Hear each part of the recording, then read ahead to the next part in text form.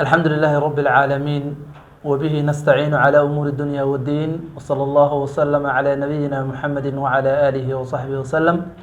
ومركلة iyo barnaamijkeeni ahaa اللقاء المفتوح barnaamijkii aad nooga barateen oo qiimaha badnaa aan ku wareysan jirnay culimada dhalinyarada axbaabta akhyaarta marba qadarkii noo suurta galo maanta waxaa sharaf noo ah inuu nala joogo sayid cali oo ka mid ah culimada magaalada ka mid ah ardayda magaalada ka mid ah ardayda kasoo takharujay jaamicat almadiina culimada waaweyn ee mustaqbalka in sha allahu tacaala iyo haddaba falitafadal mashkuura wamajuura biidn illah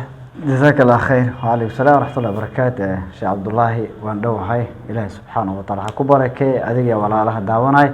وان كدو هاي بارك الله فيك موضوع أن ما أنت شيخ ورئيسان دونه إن شاء الله تعالى ونوجه جوابي دونه والحياة حشودك يقيمها أوليهي يفضلك أوليهي يحشود محويهي iyo nusuusta ku soo aroortay insha allahu tacaala ayaan sheekha maanta kaga bogan doonaa oo naga qancin doona sheekh sayid xishood maxaa la yihahdaa sideedaba horta af soomaali ahaan xishood جزاك الله خير شيخ عبد الله إلهي سبحانه وتعالى كدي كلن كينا يفرد أنا فد خير قباه ومدنا يكفى إليسته حشود الحياة حشود كهرته markii la leeyahay alxayaa waa qofku waxbuu ka xishoonaya markii la isku soo koobo af soomaali ahaan xishoodka waa qofka muslimka ah inuu ka xishoodo wax walbo ilaahay raali aan ka ahayn markii la isku soo koobo oo la tacriifiyo wax walbo ilaahay raali aan ka ahayn ama boos makaan ha ahaado ama ficil la sameeyo ha ahaado ama shay la qabta ha ahaado oo ilaahay raali uusan ka ahayn qofka bini aadamka ama qofka muslimka la doonayo inuu ka xishoodo xishoodka markii la soo koobo waa wax walba ilaahay kaa reebay inaad ka xishooto aad ka fogaatid masha Allah nabigeena calayhi salaatu wasalaam in badan buuna ummadan ku dhiirigeliyey inay xishoodaan oo ilaahay subxaanahu wa tacaala ka xishoodaan nabiga xadiis ama ku soo arooray xadiis wuxuu ahaa oo asxaabta waxay yidhahdeen rasuulka ilaahayow anaga ilaahay waan ka xishoonaa markuu yiri nabiga calayhi salaatu wasalaam ilaahay ka xishoodo weliba si dhab ah uga xishooda ayuu yiri markaasaa saxaabadu waxay yidhahdeen rasuulka ilaah aniga ilaahay waan ka xishoonaa ilaahay waan ka xishoonaa waan ka cabsanaa nabigu markaas wuxuu yiri ilaahay laga xishoodo waa qofka muslimka inuu ilaaliyo madaxiisa iyo wixii ku hareeraysan calooshiisa iyo wixii ku hareeraysan xubinkiisa tarankii wixii inuu ilaaliyo bimacnaa dembe ama macaasi ama xumaan ama meel walba ilaahay kaa reebay inaad madaxaada ka ilaaliso calooshaada ka ilaaliso xubinkaada taranka ka ilaaliso lugahaada ka ilaaliso ayaa xishoodka marka xishoodka waxaa waaye shay walba ilaahay qofka muslimku ka reebay inuu ka fogaado ka xishoodo ka dheeraado masha Allah ilaahay ku barakeeyo su-aasha labaad ee isla mawduuca ku la xiriirto sheekh sayid haddaan ogaanay xishoodka inuu yahay sida fadliga iyo qiimaha uu leeyahay maxaa ka mid ah xishoodka fadliga uu leeyahay waxaa ka mid ah marka ugu horeyso waxaad ku dhaqmaysaa dhaqan islaamka ka mid ah waayo xishoodka waa khuluq min akhlaaqi lislaam waa dhaqamada islaamka ka mid ah ayaad ku sifeysanta aad ku dhaqmaysaa labaad waxaad ku dhaqmaysaa dhaqan nabi maxamed calayhi salaatu wasalaam uu jecel yahay uu ku dhaqmi jiray nabiga calayhi salaatu wasalaam waxaa laga soo guuriyey inuu ka xishood badnaa gabadha oo ku jirto qolkeeda ama gurigeeda ay ku jirto weliba gabdhaha xilliga markay ay gabar ay yihiin xilliga carabta waagii hore waxaa la sameyn jiray qol gooni ah loo sameyn jiray oo gabadha ay iska leedahay nabiga calayhi salaatu wasalaam xishoodkiisa wuxuu ka xishood badnaa gabadhaas qolkeeda ku jirto oo aan la arkayn oo ka xishood badnaa marka koowaad waxaad ku dhaqmaysaa dhaqan ka mid ah dhaqanka islaamka laba dhaqan haddana nabi maxamed calayhi salaatu wasalaam uu ku dhaqmi jiray uu jeclaa saddex waxaad ku dhaqmaysaa dhaqan oo laga soo guuriyey ambiyadii hore إن مما النبي عليه الصلاة والسلام وكو دحاي إن مما أدرك الناس من كلام النبوة الأولى إذا لم تستحي فاصنع ما شئت يعني رقم laga soo guuray nabiyaasha hore oo dardaarkooda wuxuu ahaa hadaadan xishoonin waxa doodan sameey bimaana xishoodka laga soo guuray inay xishoon jireen dadka xishoodka ay amri jireen qofkan inuu ka xishoodo wixii Ilaahay subhanahu wa ta'ala uu ka reebay amaba wixii Ilaahay uu faray inuu sameyn waayo wixii Ilaahay amray sida salaada soonka inuu sameyn waayeen wax xishood dara wax xishood la'aan waay Ilaahay ku khalqay ku abuuray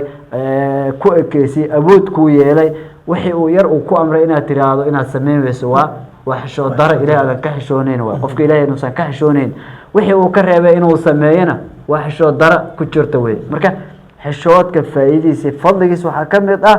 in dhaqanna Muhammad alayhi salaatu wasalaam uu jecel aad ku dhaqmayso dhaqamada oo dadkii hore laga soo guuriyay inaad ku dhaqmayso oo nabiyaashii dadkii wanaagsana waxyaabihii nabiga sallallahu alayhi wasallam Ilaahay subhanahu wa ta'ala uu ku amaanay waxa kamid ah wa innaka la ala khuluqin adhim dhaqamada wanaagsana kamid tahay insha Allah ما شاء الله شيخ سيد إلهي كبركيو سؤال كلا عن جعلنا إن كويدينه وحويان فإذا الثمرة كذا لنا يسقف كهدي حشود كل جهله ودقن كي يسنة النبي صلى الله عليه وسلم وكتوسنا هذا فإذا نتيجة كذا لنا يسوع بارك الله فيك شيخ عبد الله فإذا وجوه وحي تحي قف كهلا حياة أم حشود دائما قفكاس وحو كسغنيا وا خير وبو كسغنيا هاي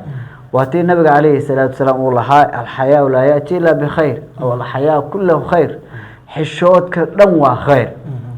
قفكان دقنك uu sameeyay wanaag uu sameeyay ama ficil walba uu sameeyay hadoo xishood uu ku daro ama xishoodka uu ku dhaqmay ama dhaqankiis uu yahay ama akhlaaqdiis ay tahay qofkan daa'ima horta wuxuu ku sugan yahay waa khayr شر iyo balaay dhibaato ma arko waati nabiga kaleey salaatu salaam xitaa nin buu soo maray maalin nin walaalkiisa kale oo ka wacdinay ama uu dardaarmay uu leeyahay waa xishood badan tahay xishoodka iska daa xishoodka ka tag waa xishooda ku dilay uu leeyahay nabiga kaleey salaatu salaam markaas uu ku yiri wadaaf warkada xishoodka khayr mooyee wax kale ma keenay ka dhaaf uu yiri xishoodka ha ka reebin laana qofku markuu xishoodka uu ka tago wuxuu noqonayaa de qof aan khayrba shar iyo khayr wax reeb kar ma laha qof arabkiisa iska furan yahay wax walba uu qasanaya qofku caanaya meesha uu rabo tagaya wixii laga reebo wax walba uu qasanaya waa qof aan xishood marka xishoodka qofku markuu wax buu ka reeba waati uu lahaa Umar bin Khattab radiyallahu anhu warda oo dhihi jiray man qalla hayaa'u qalla wara'u qofka xishoodkiis markuu yaraado waxa yaraado waraciisa xalaal meeridkiisa qofka markuu xalaal meerid uu yahay waxa u sababay waa xishood markuu ka buuxo xalaasho meerta caloosho ka warqaba indhihiisa ka warqaba afkiisa ka warqaba lugihiisa gacmihiisa ka warqaba shay walba uu sameeyana waa shay Ilaahay raal uu ka yahay marka wuxuu ku dadaalay xalaal meerid inuu noqdo haddana wuxuu dhahay waa man qalla warahu maata qalbu qofka haduu waraciisa uu yaraado qalbigiisa dhimanay marka waxa asal ama madax u ah waa xishood haduu xishood leeyahay wuxuu noqonayaa qof warac leh haduu xishoodka ka taga wuxuu ka tagayaa waraci ama xalaal meeridka haduu ka tago qalbigiisa dhimanay marka fadligu uu fiican waxa qofka inuu yahay qof xalaal meerid uu noqdo maanta dhan ama arrimihiisa dhan ama dunyiisa inay u tahay mid khayr ah fadl uu ku sugan yahay ما شاء الله جزاك الله خير هدي laga waayo sifada ama tilmaanta qofka muslimka ah oo xishood la'aan uu noqdo ayada ka hor xishood la'aanta waxay keentaa qaswatul qalb laabta qofka qalbigiisa inuu qalalo qofka qalbigiisa mar walba uu qalalana waa mar walba Ilaahay uu ka fog yahay waati Ilaahay subhanahu wa ta'ala quraankiisa hataa uu ku sheegay oo yani qofka qalbiga haduu qalalo oo Ilaahay uu ka fogaanahay واتين وكأنا رب سبحانه وتعالى الدومديس ألم يأذن الذين آمنوا أن تخشع قلوبهم لذكر الله مركا قفك حدي حشوتك لغا وايو وحياة لغا وايو وحي قلبي سكجر وقسوة القلب يعني قلبي سنو قليل ونقضه بل سيدو كالو حاكجر سيدو شيغي فضيل بن عياض إنو قفكاس ونقونا شقاوة وتوديه جري 5 من علامات الشقاوة